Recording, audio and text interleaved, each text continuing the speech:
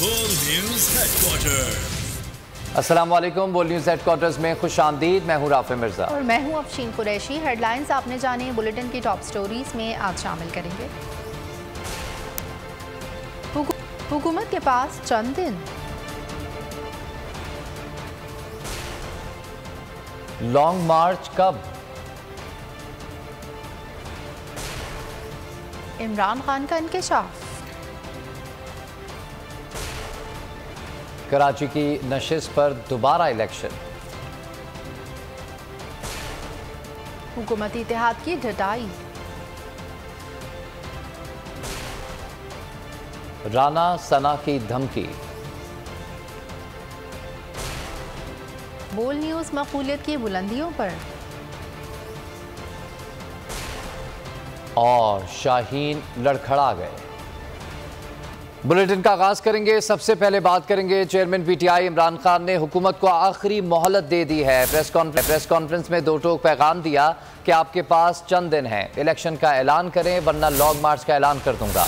कप्तान का मजीद कहना था कि हमारी तैयारी मुकम्मल है, लॉन्ग मार्च रवा माह से आगे नहीं जाएगा, किसी भी दिन मार्च का ऐलान कर दूंगा। नवाज शरीफ नाकामी से खौफजदा हैं, इसीलिए इंतखाबात में ताखीर कर रहे हैं।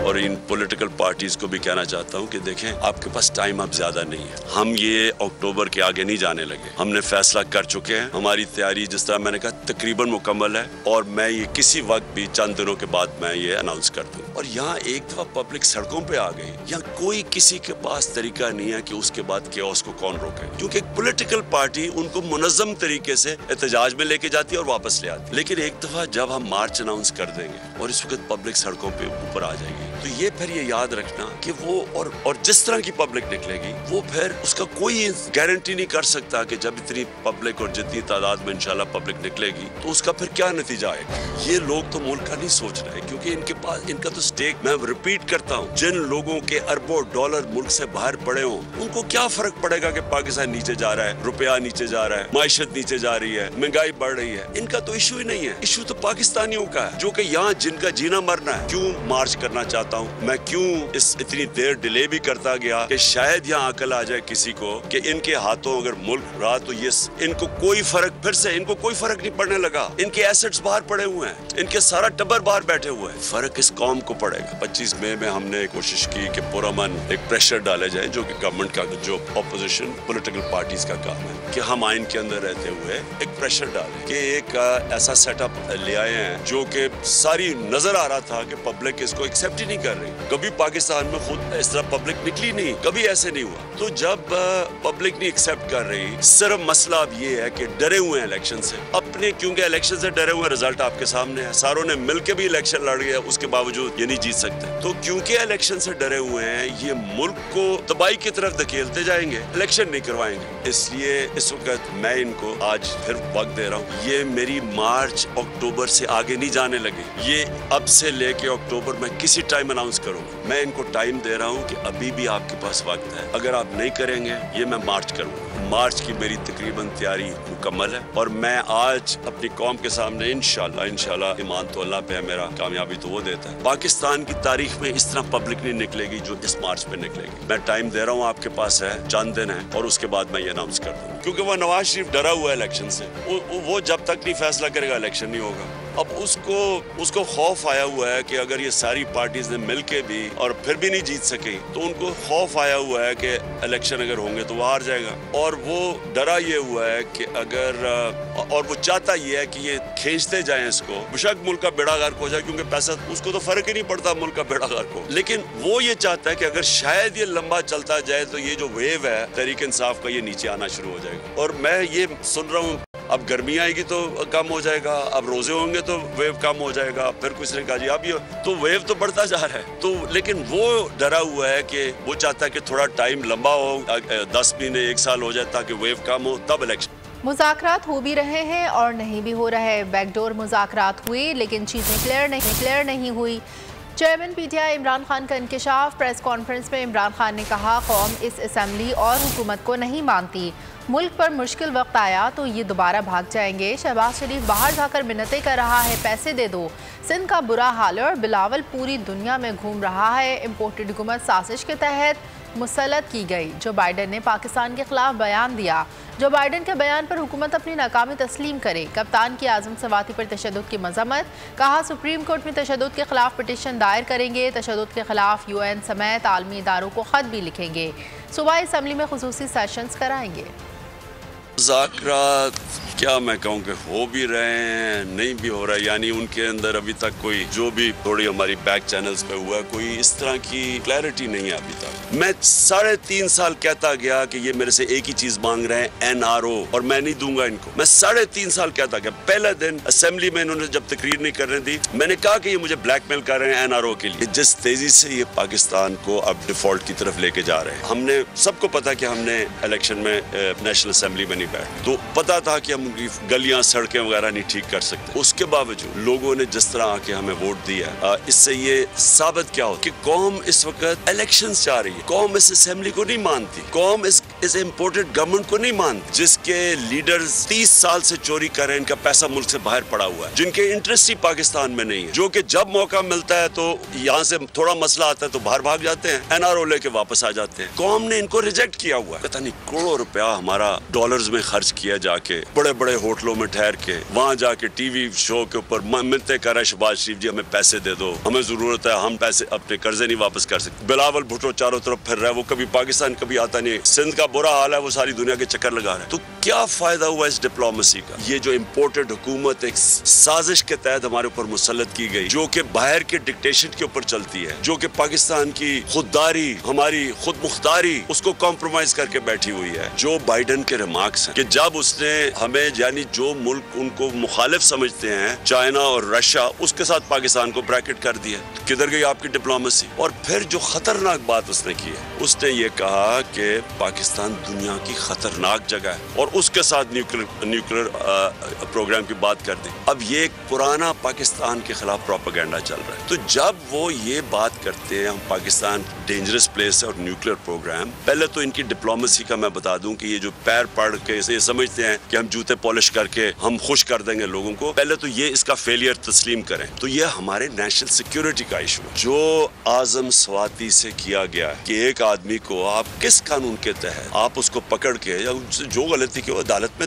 कानून बने हुए हैं, आप जाके उनके ऊपर एक्शन ले, किस कानून के तहत पकड़ के उसको मारा, टॉर्चर किया, नंगा किया। 75 साल के आदमी से, मुल्क का सेनेटर, कितना बड़ा जुर्म था कि जो उससे ये किया गया। हम पंजाब और पख्तूनख्वा की असेंबली के स्पेशल सेशन कॉल करेंगे इस इशू के ऊपर। हमारे सेनेटर्स सुप्रीम कोर्ट में पिटीशन फाइल करेंगे। हम इंटरनेशनल ऑर्गेनाइजेशंस को अप्रोच करेंगे, आप जिसके अंदर नंबर 1 ह्यूमन राइट कमेटी जो जिनीवा में ऑन टॉर्चर है, इसकी ICCPR जो उनकी है, उसके मुताबिक इसके ऊपर हम उनके ऊपर पूरा लिखेंगे कि उससे क्या हुआ। यूनाइटेड नेशंस का जो स्पेशल रेपोर्टर है टॉर्चर के ऊपर, उसके पास हम भेज रहे हैं ये। यूरोपियन यूनियन के ह्यूमन राइट्स का जो स्पेशल रिप्रेजेंटेटिव है, उनके पास हम ये भेज रहे हैं सारी डिटेल्स। और इंटरनेशनल पार्लियामेंट्री यूनियन भी है पार्लियामेंटेरियंस की, उनके पास भी हम ये सारा भेज रहे हैं। सबसे बड़ी कवरेज, सबसे बड़े पैनलिस्ट, हमने तो बड़ी PMLN के वार सहे, वो भी बिला वजह। सबसे ज्यादा रिपोर्टर्स। इलेक्शन कमीशन की जानिब से कोई इंतजाम इतने अच्छे तरीके से नहीं किए गए। बोल की रिवायत, सबसे पहला नतीजा। अहम खबर है बहावलनगर भी कप्तान का PTI कामयाब, मुकम्मल गैर हतमी गैर सरकारी नतीजा सिर्फ बोल न्यूज पर। लम्हा बा लम्हा इलेक्शन की खबर सिर्फ बोल पर। खबरों में आगे देखिए, अमेरिका ने घुटने टेक दिए।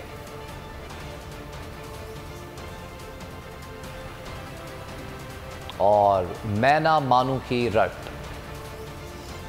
जान दे दूंगा, चोरों को तस्लीम नहीं करूंगा। इमरान खान का दो टोक ऐलान। टीवी इंटरव्यू में कहा कि इनकी गुलामी से मौत बेहतर है। मैंने सोचा भी नहीं था मुझे गद्दार कहा जाएगा। ये लंदन में बैठकर पाकिस्तान के फैसले करते हैं। रिजीम चेंज में मौजूदा हुकूमत मुलव्वस थी। अमरीकी सदर का बयान हुकूमत की सिफारती नाकामी है। एटमी प्रोग्राम गया तो हमारा हाल भी यूक्रेन वाला होगा। चेयरमैन तहरीक इंसाफ इमरान खान ने कराची के नशिस्त पर दोबारा इंतखाबात का मुतालबा कर दिया। प्रेस कॉन्फ्रेंस में कहा कि कराची में जो एक सीट हारे हैं वहां पर पीपल्स पार्टी ने खुलकर धांधली की। कप्तान ने इलेक्शन कमीशन को भी आड़े हाथों लिया। कहा चीफ इलेक्शन कमिश्नर नून लीग का खास आदमी है। हम पहले से चीफ इलेक्शन कमिश्नर पर अदम एतमाद कर चुके हैं क्योंकि वो गैर जानिबदार नहीं रहे।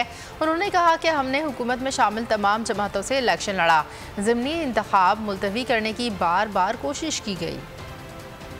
उन्होंने इस बाई इलेक्शंस के अंदर हिस्सा लिया और इनके कंबाइंड कैंडिडेट्स को शिकस्त। और हमें ये पता है कि चीफ इलेक्शन कमिश्नर वो ऑडियो लीक्स में ये भी आ गया कि ये नून लीग का खास आदमी है, ये जो सिकंदर सुल्तान है, और हमें कोई इनके ऊपर एतमाद नहीं। मैं ये भी बता दूं कि सिंध का जो इलेक्शन कमिश्नर है वो सिंध गवर्नमेंट के पेरोल पे था। इसके ऊपर हमने सुप्रीम जुडिशल काउंसिल में गए हुए और मुझे अफसोस से कहना पड़ता है कि इसका केस सुना नहीं जा रहा। ये हो ही नहीं सकता। ये गैर जानिबदार कैसे होगा कि अगर वो सिंध गवर्नमेंट के पेरोल पे कि देखें ये इलेक्शन नहीं, मैं बार बार पहले भी कह रहा था कि ये इलेक्शन, ये रेफरेंडम है, ये बार बार सामने आ रहा है। हमारा जो पंजाब का बाई इलेक्शंस हुए 17 जुलाई को, उसमें भी ये रिजेक्ट हुए और उसके अलावा भी जो कराची में बाई इलेक्शन और उसके बाद जो मलाकंड में हुआ, सब में रिजेक्ट हुए। तो कौम ने रेफरेंडम दे दिया है, कौम ने वाजे बता दिया है, इन लोगों को रिजेक्ट कर चुकी है कौम। और ये जिस तरह सिंध का लोकल गवर्नमेंट इलेक्शंस हुए, 30%, 15% कैंडिडेट्स खड़े ही नहीं हुए। उनको डरा धमका के पुलिस का इस्तेमाल FIRs करके नहीं किया। और जो एक इलेक्शन मेरा जो हारा है कराची का,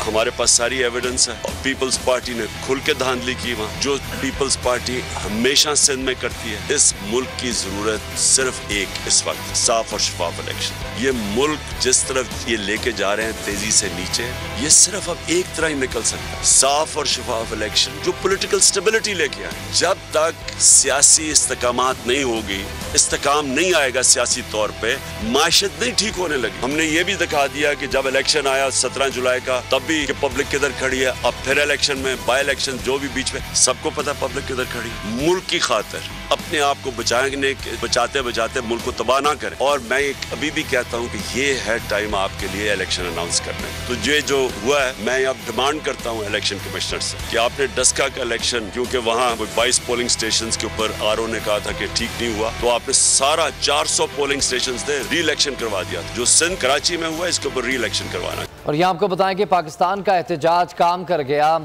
अमरीका ने सदर बाइडन के पाकिस्तान के जौहरी असासों से मुतल्लिक बयान पर यू टर्न ले लिया। पाकिस्तान अपने एटमी असासों की हिफाजत कर सकता है। अमरीकी सदर जो बाइडन के बयान पर अमरीकी महकमा खारजा की वजाहत। तर्जुमान अमरीकी दफ्तर खारजा ने कहा कि अमरीका को पाकिस्तान की जौहरी अहलियत पर भरपूर एतमाद है।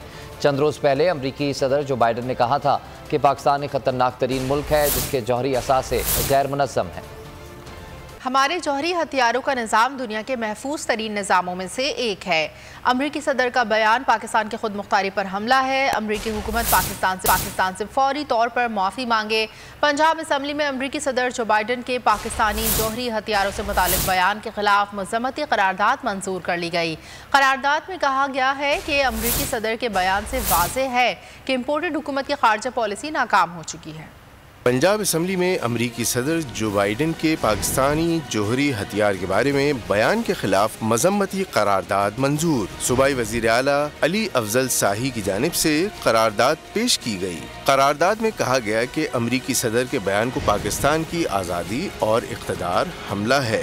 अमरीकी सदर के बयान को पाकिस्तान की खुद मुख्तारी पर हमला तस्वुर किया जाता है। पाकिस्तान का जौहरी निज़ाम दुनिया के महफूज तरीन एटमी सिस्टम्स में से एक है। इल्ज़ाम देने वाला अमरीका खुद दुनिया भर में जंगों में मुलविस रहा है। अमरीकी सदर के बयान से वाज़ेह है कि इम्पोर्टेड हुकूमत की खारजा पॉलिसी नाकाम हो चुकी है। ऐवान अमरीकी सदर जो बाइडन से उनके बयान की वजाहत मांगता है और उनकी हुकूमत से मुआफ़ी का मुतालबा करता है। और अगर आपको हमारी ये वीडियो पसंद आई है तो लाइक पर क्लिक कीजिए। सबसे बड़ी कवरेज, सबसे बड़े पैनलिस्ट, हमने तो बड़ी PMLN के वार सहे, वो भी बिला वजह। सबसे ज्यादा रिपोर्टर्स। इलेक्शन कमीशन की जानिब से कोई इंतजाम इतने अच्छे तरीके से नहीं किए गए। बोल की रिवायत, सबसे पहला नतीजा। अहम खबर है बहावल नगर भी कप्तान का, PTI कामयाब, मुकम्मल गैर हतमी गैर सरकारी नतीजा सिर्फ बोल न्यूज पर। लम्हा बा लम्हा इलेक्शन की खबर सिर्फ बोल पर। सब्सक्राइब करें और बेल दबाएं ताकि कोई खबर रह न जाए।